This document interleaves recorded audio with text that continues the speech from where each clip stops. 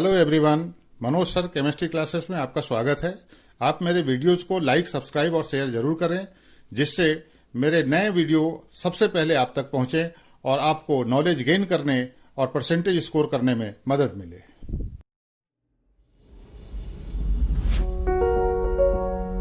Hello everyone, आज हम लोग विद्युत अपघटनी चालकता में प्रयुक्त होने वाले महत्वपूर्ण पद देखेंगे।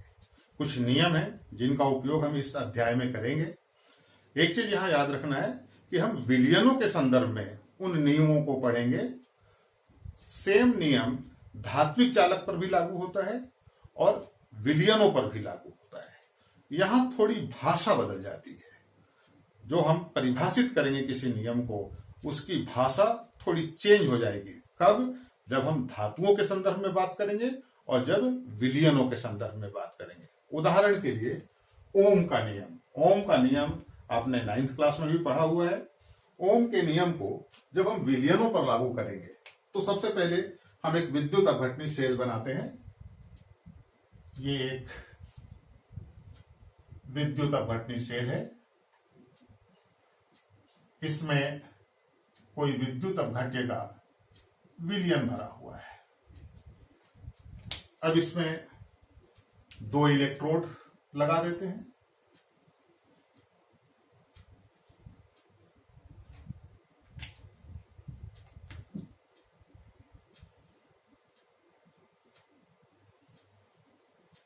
ये 2 इलेक्ट्रोड लगा के और इन इलेक्ट्रोडों को किसी उच्च विभव की बैटरी से जोड़ देते हैं। तो इस प्रकार ये बन जाएगा एनोड और ये कैथोड। यहां पर जो आयन है अपने से विपरीत आवेश वाले इलेक्ट्रोड की ओर गति करने लगेंगे और इस प्रकार विलयन में विद्युत धारा प्रवाहित होने लगेगी। दूसरी तरफ मान के चलिए कोई धातु का एक टुकड़ा है जिसमें विद्युत धारा प्रवाहित हो रही है। तो हम लोगों ने अभी तक धात्विक चालकों के संदर्भ में ओम का नियम पढ़ा है।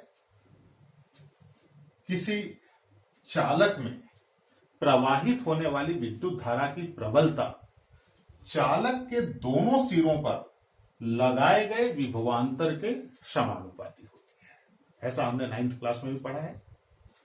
अब सेम ये परिभाषा जब हम विलयनों के संदर्भ में कहेंगे तो किस प्रकार से भाषा में थोड़ा परिवर्तन करना है वो हम देखेंगे।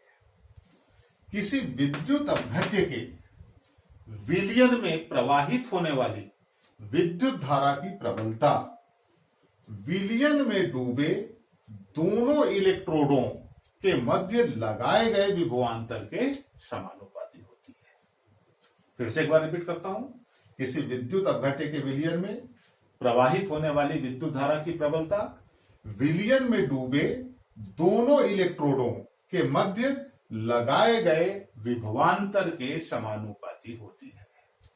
तो इस प्रकार आपने देखा कि सेम परिभाषा है, ओम का नियम सेम है, लेकिन जब हम धात्विक चालक के संदर्भ में उसको परिभाषित करते हैं तो उसकी भाषा कुछ और है, और जब हम विलयनों के संदर्भ में उसको परिभाषित करते हैं तो उसकी भाषा कुछ और है।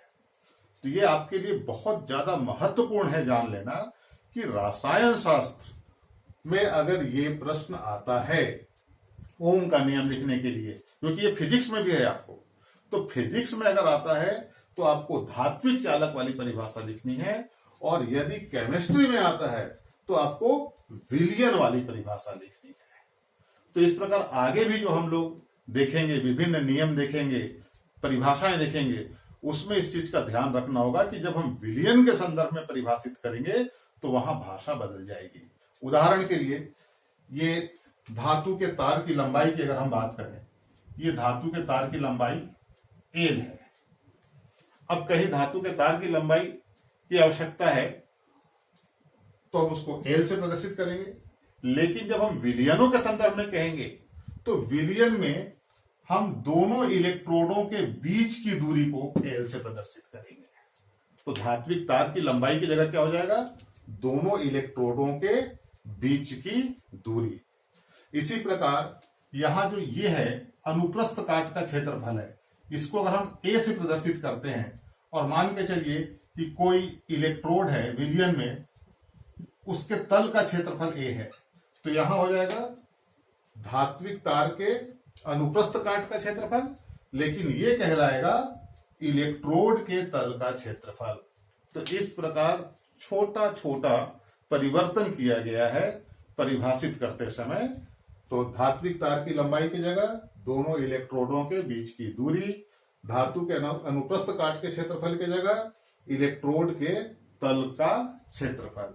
इस प्रकार से हमने दोनों में अंतर स्पष्ट किया कि धात्विक चालक के संदर्भ में वो परिभाषा क्या होगी और वही परिभाषा विलयनों पर जब हम लागू करेंगे तो क्या होगी।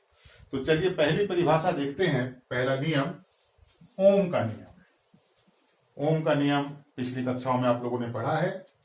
अभी हम लोगों ने देखा कि किसी विद्युत अपघट्य के विलयन में प्रवाहित होने वाली विद्युत धारा की प्रबलता विलयन में डूबे दोनों इलेक्ट्रोडों के मध्य लगाए गए विभवांतर के समानुपाती होती है।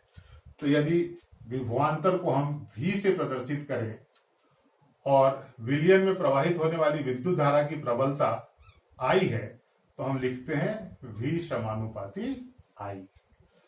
समानुपाती का चिन्ह हटाने के लिए एक स्थिरांक का गुणा करेंगे, V बराबर से R गुणित I, जहां R विलयन का प्रतिरोध है, जहां R विलयन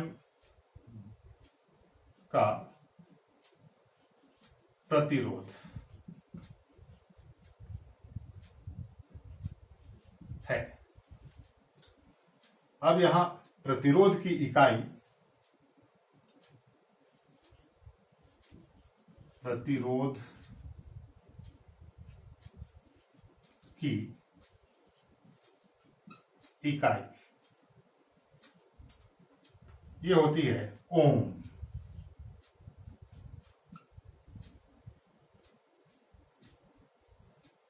या फिर एक सिंबल है जिसको हम ओम की जगह प्रयुक्त करते हैं, इसको भी हम ओम पढ़ते हैं।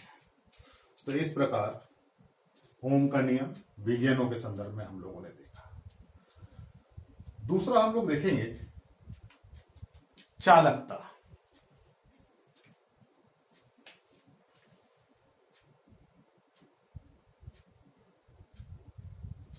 देखिए, ये जो प्रतिरोध है ये विद्युत धारा के मार्ग में, विद्युत धारा प्रवाहित जब होती है तो उसके मार्ग में उत्पन्न होने वाला अवरोध है जिसको हम कहते हैं प्रतिरोध। और प्रतिरोध का जो व्युत्क्रम होगा वो कहलाएगी चालकता।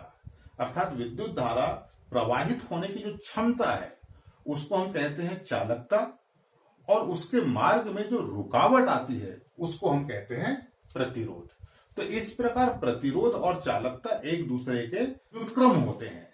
तो चालकता को कंडक्टिविटी कहते हैं, कंडक्टिविटी को हम C से प्रदर्शित करेंगे, और प्रतिरोध के व्युत्क्रम को चालकता कहते हैं। तो C इक्वल टू क्या हो जाएगा, 1/R। अब इसकी इकाई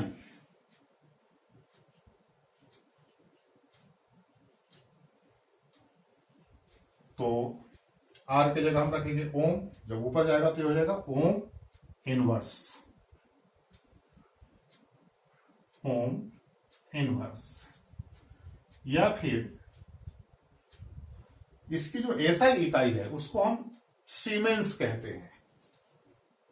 इसको एस से प्रदर्शित करते हैं, एस है सीमेंस।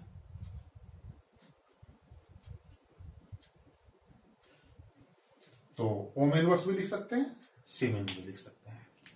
तो इस प्रकार हम लोगों ने ओम का नियम देखा, इसमें प्रतिरोध को परिभाषित किया, और प्रतिरोध का जो व्युत्क्रम होता है इसको हम कहते हैं चालकता। अगले वीडियो में हम लोग देखेंगे विशिष्ट चालकता, विशिष्ट प्रतिरोध, मोलर चालकता, तुल्यांकी चालकता। ये कुछ परिभाषाएं हैं जो हम अगले वीडियो में देखेंगे। तो आज के लिए इतना ही।